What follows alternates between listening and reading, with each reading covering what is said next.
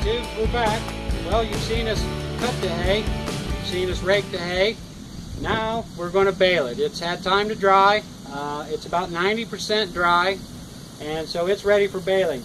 And as you see here, I've got a little stack going right here. These are roughly 16 by 10 cubes, so that's roughly a third of a bale, a normal size bale. We do it with this hand baler. We built this a while back, and it's gotten a lot of use. This is the third time this year we've used it, plus last year. So it does save a little money. It is labor intensive. That I will not argue with. There's always room for improvements on one of these if you build one yourself. But today I just wanted to show you what we do. And again, these are 16 by 10 bales roughly. On the back side here I have 2 screws, and they basically just hold my twine. Down inside I have all 4 corners. I have a piece of screw and a little flap where I tuck the string under. Like such. I kick it out of the way. I'll close my door and latch it. Now I'll load it. If you run into any wet grass or hay, if it's too wet, don't bale it. If it's just damp, try to keep it close to the edges, and it will dry out. Just don't bury soaking wet grass down in there. Don't put soaking wet grass. There's a piece right there that's pretty wet.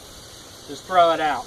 It won't take 20 minutes for it to dry out on a sunny day. Today it's kind of overcast because we're expecting rain again. It's going to turn cold.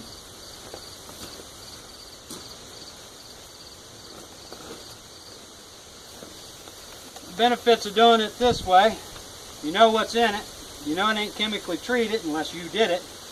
And you get the satisfaction of doing it yourself. And I'll tell you, that's worth the effort in itself.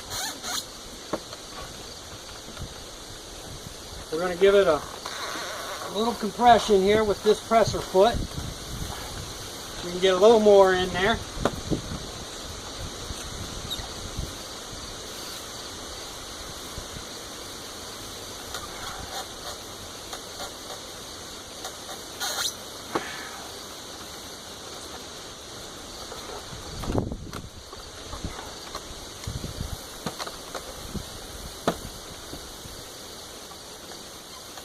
Okay, now we're going to pull our strings, get them loose here on the back. One. There's one. Now we're going to open this door, pull our strings up. We're just going to make a slip knot. Now I'm sure if you look on YouTube, there's probably 50 kinds of ways to build this thing. We just throwed this together and it works. Didn't put a lot of thought into it. Like I said, there's always room for improvement.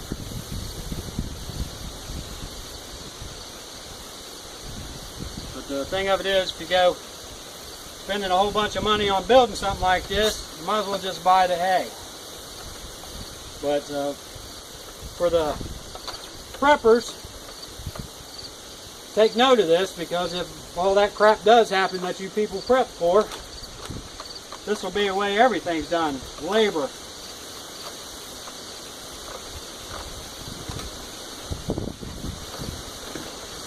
Everybody buys 20 guns and 10,000 pounds of canned food. And no matter what you got, at some point, it's all going to go back to the beginning.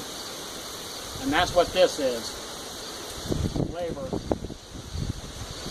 So now we're just going to tie these off.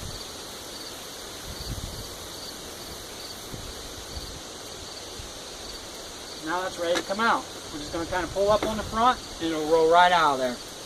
And then you have it. Again, it's about 16 by 10. The grass is free, a little bit of brow sweat, and you have a very viable product. We're going to use a lot of ours for feed, but the balance of it's going to be used for bedding in the new goat pen. We're going into winter. Your animals need a nice, thick, dense mat underneath of them so they can snuggle down and stay warm. So, thanks for watching. If you liked the video, give us a thumbs up and subscribe, and we'll see you next time.